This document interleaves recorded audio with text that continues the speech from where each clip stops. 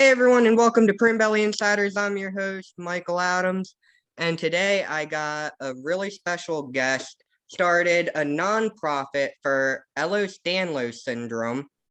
Please everyone, welcome Ken. I apologize if I mispronounce this, but Czotter. You got it right. That's Oh, a surprise. Like the fifth person I've ever met that has got my last name right. So good job. That's great. So why don't you tell us a little bit about the nonprofit? Yeah, so I'm based in Victoria, BC in Canada. And basically there's not much for EDS care here, and a lot of people get diagnosed pretty late in life. So I was diagnosed at like age 27, and that's early, even though it's a condition that you're born with. So we see people 60s, 70s, even 80s finally getting a diagnosis. So clearly we need some support to help change that. Yeah, especially because there are types that can be more life-threatening than others, and they come with a lot of complications. So yeah. All right, and what prompted you to start this nonprofit? Yeah, I guess it was just once I got diagnosed and I had to self-diagnose and do lots of advocacy and my own genetic testing and all this to finally get heard. Then I started joining the support groups and seeing that there was nothing really for anyone. There is an EDS society, like a EDS society in Canada, but they're in Ontario, and then one in Nova Scotia. So over in BC, there's kind of nothing. And lots of people were asking the same questions. And it's like, why isn't there just a place that they can go and just find all the information for their questions? Or why isn't there somewhere that when you're newly diagnosed, you can just go and look? Yeah. Yeah. Sounds a lot like very similar to Prune Belly here in the States, how not much is known about, even many doctors don't even know about it here. Yeah, it's horrible, right? And then you're trying to find a doctor that can help you, and it's like, where's the list? Right? Yep. Yeah, fun Scary times. thing. The scariest thing is when they come in the room, you tell them you have this condition, and then they have to go back out in the hallway, Google it real quick, and then come back in the room. Yes, but then of course there's always, don't confuse my medical degree with Dr. Google, and you're like, but you're Googling everything. Yeah, it's good. Yeah. Sounds pretty similar. Yeah. Yeah. So, why don't you tell us a little bit of what the goal behind the nonprofit is?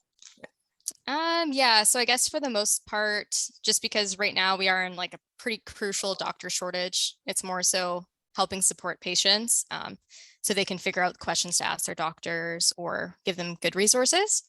So I've started to do a big research database, which has been very, very time consuming, of finding all these different studies and going over them, trying to simplify them in terms for people that don't know much about research, so then they can also understand it.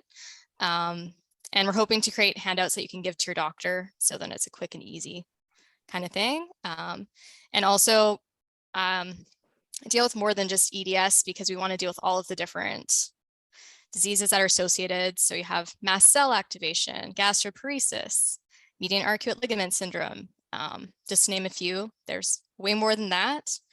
And each disease has their own society and lots of great information on there. So the main goal is just trying to get patients as much information as possible in one spot, so then they don't have to go on Facebook to ask questions and then get potentially incorrect answers or just a variety of answers. And I don't know. Yeah.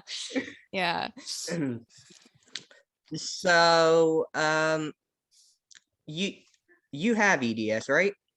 Yes. Yeah. I have EDS and most of the comorbids. So it's been a journey. Yeah. Yeah. But, always is with rare conditions. yeah.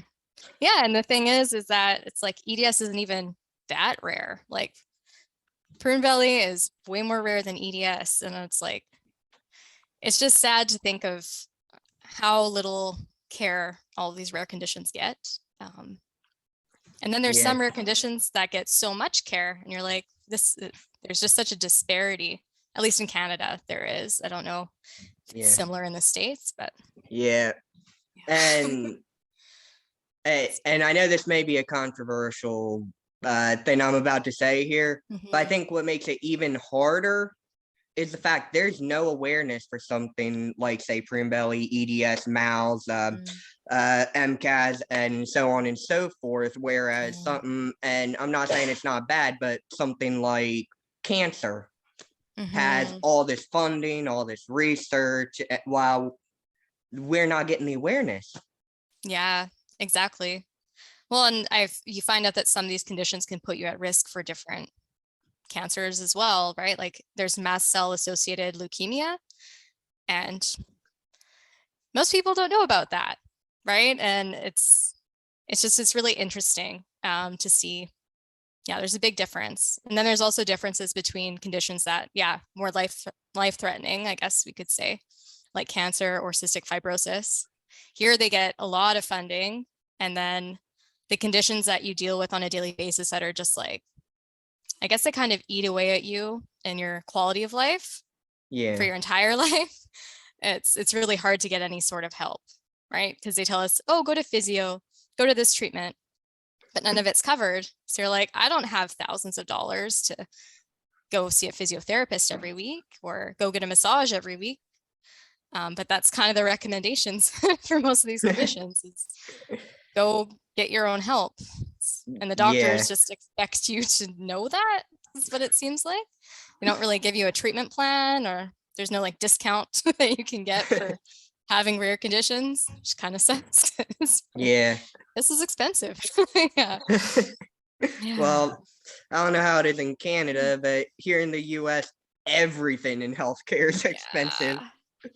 Yeah, I couldn't imagine, especially if you go to doctor's appointments where they dismiss you like they do here, or they're like 5 or 10-minute appointments, and you're like, I had to pay for this. Like at least here, we're like, I waited a year to get in to see this doctor, and it's like it's time or money or both, and it's tough. So, what symptoms did you have that showed up that made you think you had, well, not made you think because you do have it, but what kind of gave it away that you had EDS? Well, so I basically spent 3 years where I was vomiting every day, having migraines every single day, sleeping like up to 16 hours a day. I could barely get out of bed. Wow. And so I asked my doctor about like, hey, can I get a form? Because I was like, I can't keep working like this and putting people at risk. I'm passing out at work and like losing my vision, different things like that. And he refused to sign a form for me to like get disability or anything like that. So I just kind of started researching, looked through the rare disease database, and I made a chart of all my symptoms because I have had more stuff like chronic body pain ever since I was a kid. They were like, oh, it's growing pain. Same with like vision loss with migraines, totally normal. And allergic reactions, or I can't breathe, lots of different things. And so I went onto the Rare Disease Network, looked through tons of different diseases, and I was like, wow, this one sounds pretty right. And there's lots of groups online for undiagnosed chronic illnesses, and people in there are actually really helpful at helping push you towards different things to look into. And a few people mentioned EDS when I was looking through other people that had similar stories to mine. And I was like, okay, sounds a little more likely, right? Finally get in to see a rheumatologist after asking my doctor a few times and doing a hypermobility test. She looks at me for arthritis and tells me to go meditate away my pain. It's like, all right, I guess I got to get some genetic testing. Of course, get the genetic testing done and have a ton of EDS genes, and all the other things come. It sounds very similar to the way I found out I had MALS, actually, because I actually joined your nonprofit as a researcher. And when I heard about MALS, I was like, wait a second, something here sounds very familiar. And at Yeah, well, first, yeah. yeah, at first the doctor just brushed me off saying it couldn't be this because you don't have one out of the however many symptoms. Mhm. So it came down to where Yeah. I actually had to call and tell him just run the tests and Mhm. show me that it's not that then. Exactly. Prove me it's not rather Yep. than prove me it is, right? And it's hard because gastroparesis is common with Prune belly syndrome, right? And the symptoms Yeah. overlap so much. And so many people are misdiagnosed for years, right? Thinking it's Yeah. gastroparesis and then try all the medications, they don't do anything for you. And then they don't run the tests right for mouths half the time because it's Yeah. like nobody gets tested for it. Nobody knows how to do it properly. It's very Yeah. it's a fun one. But at least there's surgery, so hopefully that'll help. Yeah. Yeah. So you mentioned a hypermobility test. Mhm. What do they do during that? Yeah, so I guess the most common form of Ehlers-Danlos syndrome is the hypermobile type. So they said around 80 to 90% of people have that, of people that have EDS. So there's some different tests that they do of like, do your knees bend backwards? Do your elbows like go backwards? Kind of hard to show on a camera. Yeah. And then like touching your thumb to your wrist, just, I mean, most people with EDS can do it. Some can do to like this point, and then others can go backwards. Like I can go backwards. Um, and what are some other things? I'm trying to think. Hmm. There are some other signs of hypermobility that they don't test for, such as like people being able to scratch their own backs. I always thought everyone could scratch their own back up until a year ago. And I was like, whoa, people don't like scrub their backs in the shower. And I was just so confused. But it's really funny in these EDS groups because we all think that all this stuff is normal. And we're like, oh, my knee fell out of place when I was walking and I just had to put it back in. And people are telling me to get medical advice. You're like, but this is something that happens every day, right? Like the Yeah. dislocations and subluxations. And it's really strange when you realize that you're the weird one after being told, you're normal, there's nothing wrong with you, right? Yeah. I don't know. I'm still finding out more hypermobility things every day. It's like, That, yeah, it's really it's a strange. journey. Yeah, exactly. Yeah. So if someone wanted to get involved with your nonprofit, how would they do that? Yeah, I'm trying to think. So I do an Instagram page, but right now it is mainly just me, and there's someone that's kind of helping make some posts a few days a week. But she just had surgery, so Mm. probably just be me for a bit. I don't really go on Instagram that much. So probably email would be best. I guess I can give it to you and post it on the YouTube page. But Yeah. yeah, probably email. Yeah. So when I first joined, you mentioned something interesting to me, and that's that apparently a lot of people with different rare conditions seem to be joining and helping out with Mhm. this mission. What do you think is drawing people like you, me, and other people to this nonprofit to help out? Yeah, I think it's just, well, it's beneficial in the way, like if you're doing the research side, you're like, hey, I'm learning more about my own condition and learning how to help yourself. And a lot of the people that are wanting to help with the research are all want to be doctors one day, right? And I Yep. feel like a lot of us have that motivation because we want to be the doctor we wish that we had at the Yep. beginning that would listen to us and run the tests and ask us what we think is wrong, which is really, really strange. Is I've had that experience happen once with a medical student that I met. And I was just like taken aback, like nobody's ever asked me what I thought, right? You usually come into these appointments and you're kind of like, oh, are they going to listen to what I'm saying? Are they going to think the same thing that I am? But you don't want to say it because then you come across as looking like you're kind of seeking something. And I don't know, it's really interesting. And I find that a lot of the students that want to help are really motivated for the right reasons, right? Because they do Yeah. want to help people. They want to help people with rare conditions. Like I think around like 4 or 5 different volunteers or people that have applied for the research side specifically that want to go to med school all have different rare conditions. Some of them EDS, some of them not. Some of them some of the subtypes. So it's just like a mixed bag, and I don't know. That's Yeah. great. It definitely makes me more hopeful for the future of medicine. Yeah, yeah. Especially, I don't know. I think it's really great that medical students for sure want to get involved, and because then at least they can learn more, even if they don't have a rare condition themselves or whatever. They might meet a patient one day that is showing the symptoms, and they'll be like, "Hey, I know where to direct you. Like, I have a place." Yeah. That's good. Yeah. So, what are some ways you can volunteer with your nonprofit? Yeah, so I would love somebody, Instagram volunteers, that would be fantastic. Like, I had somebody that was just liking comments and commenting on things for me, and that helped a lot with helping get some more awareness and that sort of thing. People seeing our page and helping with some posts. Like, I like to do educational posts for the most part, and trying to think of what else. Of course, helping read through thousands of different studies that are out there. That would be really helpful. And I did do the website all by myself. It took me a solid few hundred hours. So I mean, even having somebody to help find more resources, or if they have some other ideas for designs, that would be great. Yeah, we're trying to do a research study soon. I found someone that was interested, and That's cool. see how that goes. So we might need more researchers to help go through all the data. That would be really helpful. Yeah. All right. So,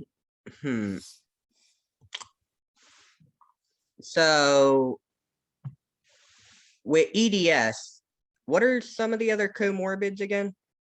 Yeah. So you have, I guess we'll start with like the more common stuff, like the chronic migraines. I guess mast cell activation, POTS syndrome, which is a form of dysautonomia. So your vagus nerve is all messed up and your body's freaking out constantly, fight or flight mode, can't relax. Gastroparesis, right, the paralyzed stomach, and then the median arcuate ligament syndrome. Then you have Chiari malformations, which is when part of your brain is hanging out from under your skull, and it can cause a lot of issues. You have spinal fluid leaks. Things like heart abnormalities are pretty common, so like a mitral valve prolapse. I'm trying to think. I think that's the most of the ones that I have on the website. There is also some, I guess, like a higher risk of people having certain things like autism and ADHD, but they're usually diagnosed pretty late in life as well. So it's hard because, yeah, a lot of people that have autism have hypermobility as well. But because some people might have verbal issues or issues with communication, then doctors are like, oh, you were just complaining about pain. And it's like, no, it's EDS. And the testing doesn't happen that often. So yeah, I don't know. It's a lot of different things. I could keep going on for days, probably. That's a good thing. Yeah. It's a good thing if you're trying to get information out there anyway. Yeah. Yeah. So what would you say is the hardest part of living with EDS, from at least from your point of view, living as a patient? Yeah. I guess for me, the worst thing is probably like the pain and fatigue. I find that most people have issues with that. And then, of course, as we can say again, the late onset diagnosis, because then by the time you get diagnosed, you've missed out, or you've created a lot of bad patterns in your body and you have to relearn everything. So it's a lot of physio and a lot of learning how to stand properly and walk properly and sit properly. Like, I'm not sitting properly right now, but yeah, it's just a lot of relearning everything. Is the late diagnosis due to the fact that there's not much awareness out there, or is it some other reason? Yeah. So unfortunately, a lot of people aren't diagnosed as children because they think, oh, kids are always in pain, or because they're growing, or a lot of people that have periods, especially with the hormonal changes, that's when things start getting really severe because progesterone makes everything more lax and loose. And then they're like, oh, but usually young girls are more hypermobile than boys are. So they think nothing of it, right? Or they say, oh, they just don't want to do PE class. They want to get out of certain things, certain activities. So I think it's just kind of doctors are just kind of brushing things off until they become more of a problem. And then also because kids' bones haven't fused until they're pretty much done puberty, then a lot of doctors are like, oh, we can't really do a hypermobility test because all kids are little hypermobile. So they want to keep delaying it, even if there is a prominent family history. So it is hard because we don't have the genes for the hypermobile type yet. So there is a study that is coming out quite soon, and hopefully it'll give some better, clear answers on that and help speed up the diagnostic process. Yeah, it's tough. Yeah, sounds tough. Now, are men able to get EDS? Or is this Oh like yeah, just yeah, women type condition? yeah. It's from what I've seen in different studies, it's anywhere from 70 to 90% female. And then they have also started doing some studies on people that have like had a transition from female to male or different things and starting hormones. And they've shown that they're very, very, very small studies. So there's like 10 or 15 participants. So they're not really conclusive, but they're like, these people are starting to have less symptoms for the most part. Obviously, some people would get worse. But when they take testosterone, it helps increase the muscle mass. So their symptoms aren't as severe because the ligaments are the part that's really weak. Muscles can support the ligaments. So the more muscle you have, theoretically, the less pain you should be in.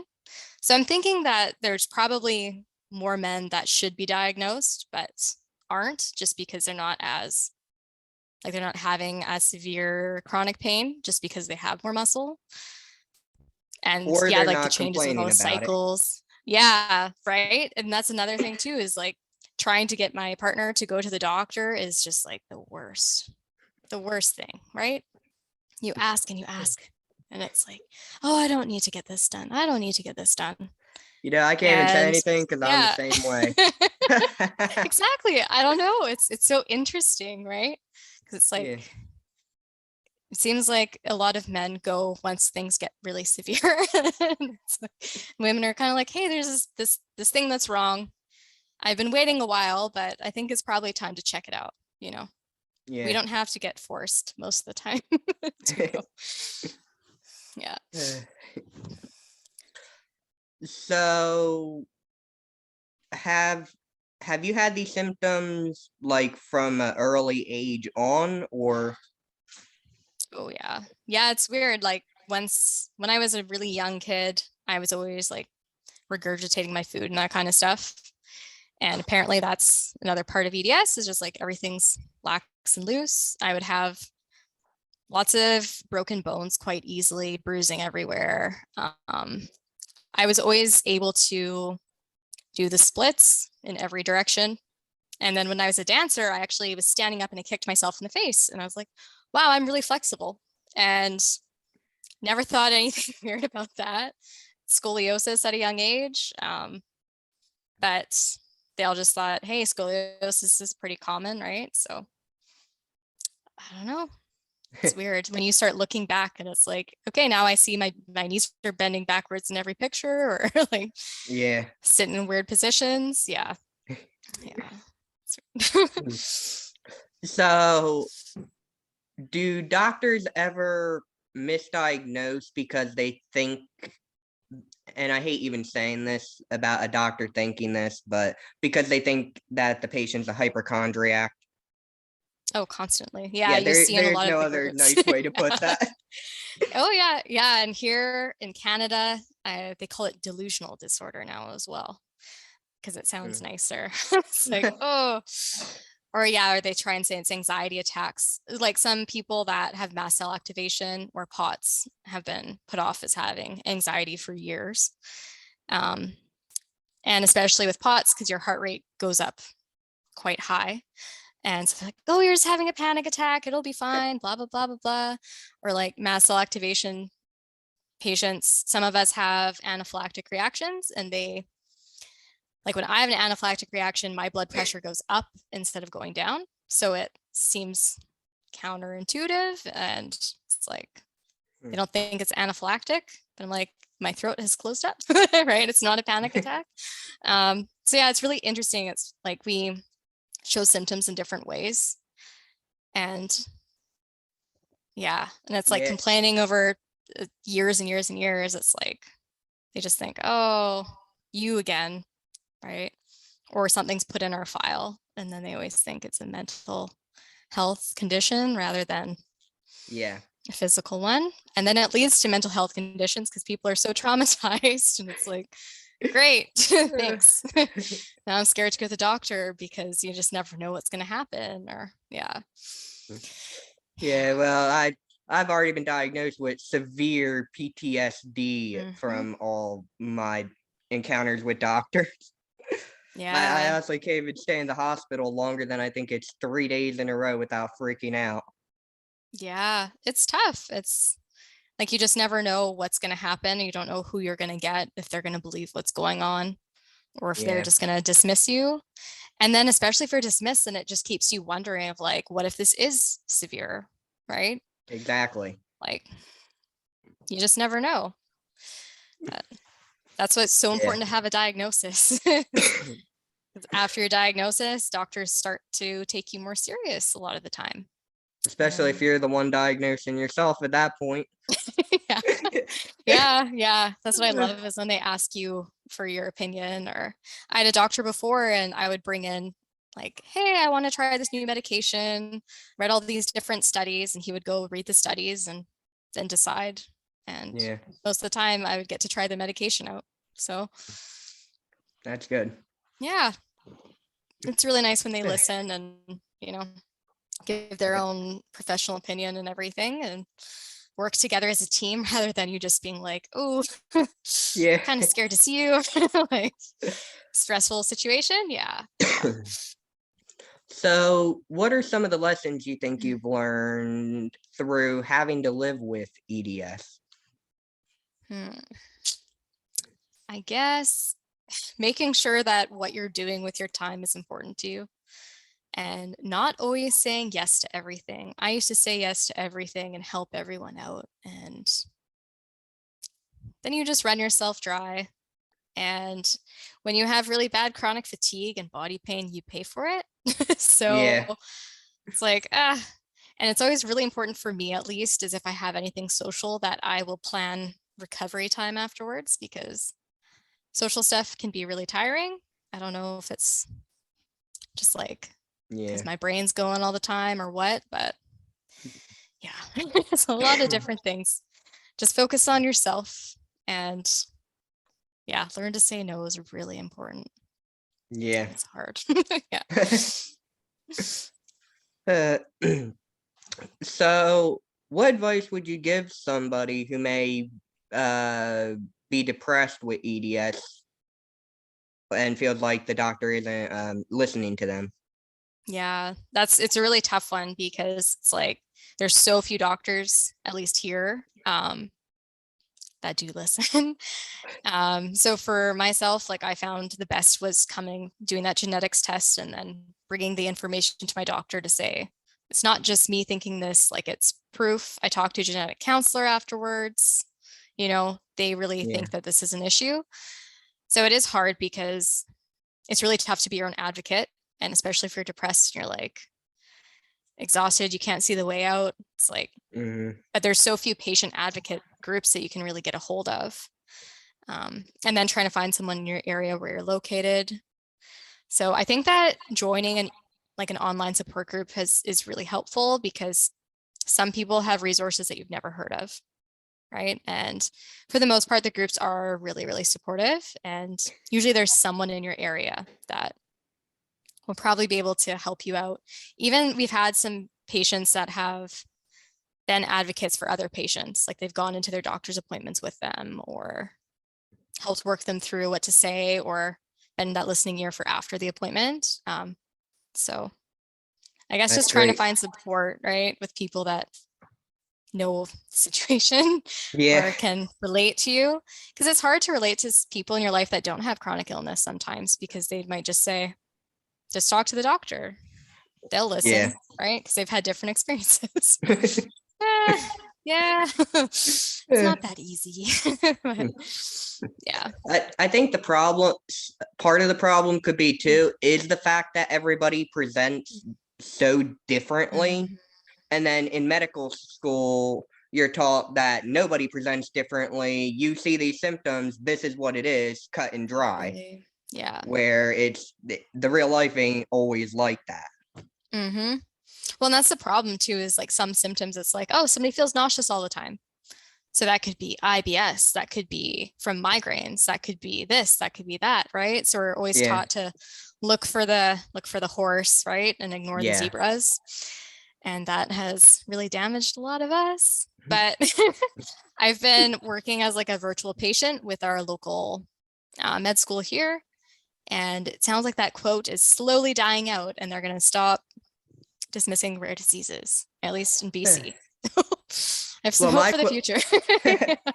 My question is, how many three-legged zebras are running around because of that quote, though? Yeah, right. It's like, oh, yeah. I couldn't imagine having an even more rare condition, like I just don't understand how, like, because now there's those, Yeah. I guess the rainbow zebras, right? That they have for the logo. And it's like, some types of EDS, there's only 15 people that are diagnosed worldwide. And it's like, Yeah. how are you supposed to find anyone to help support you, or how are you supposed to help get a diagnosis or know what to look forward to in your next years of life? Like everything will just, all the symptoms might just start popping up and you'll have no idea if that's EDS or something else, right? Yep. So I don't know. It's can be rough. Yeah. It can be hard for doctors to listen with the packed waiting room too, and the fact they only get 15 minutes. Yeah, I think that's definitely one of the bigger issues, right? Is that short time span.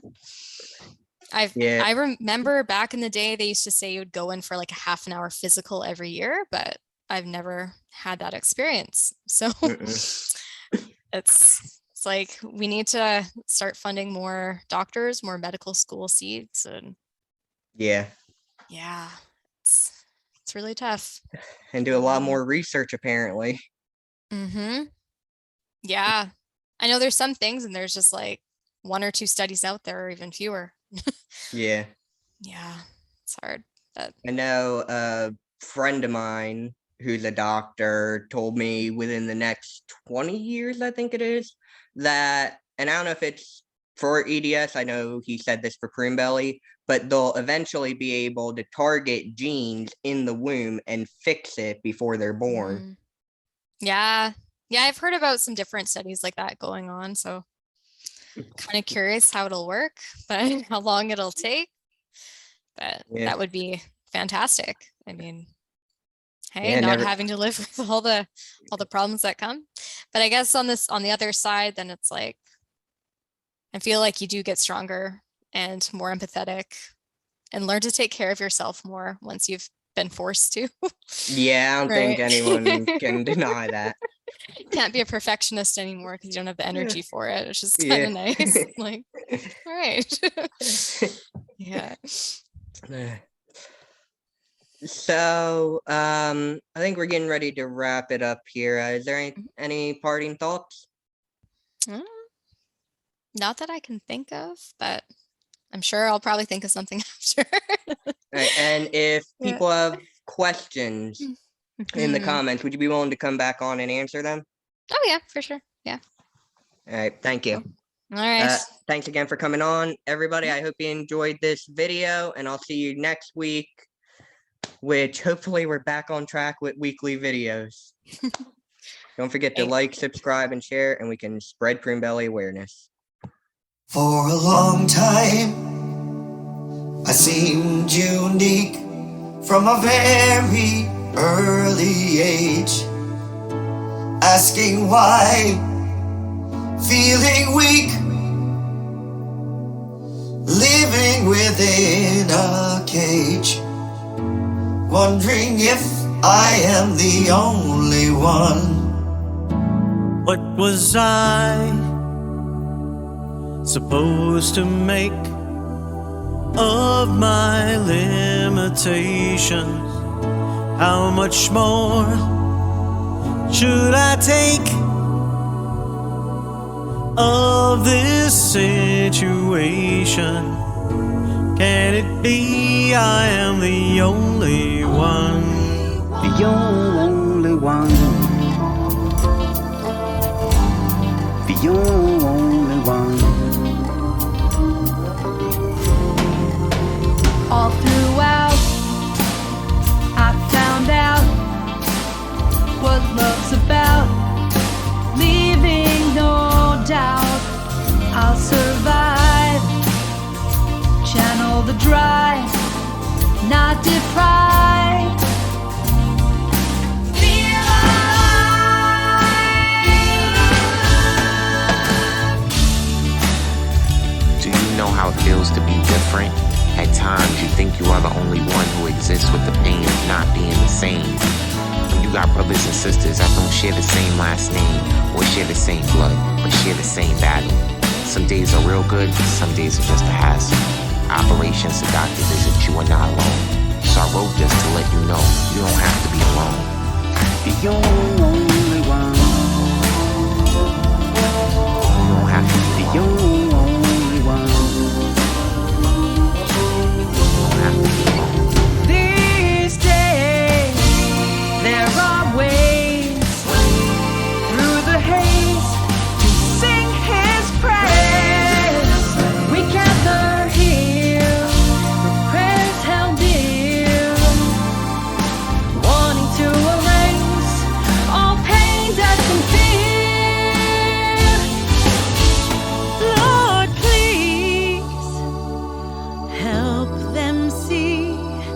No one seems to have heard just how this came to be. We need to spread the word. Show the world I'm not the only one. No, no.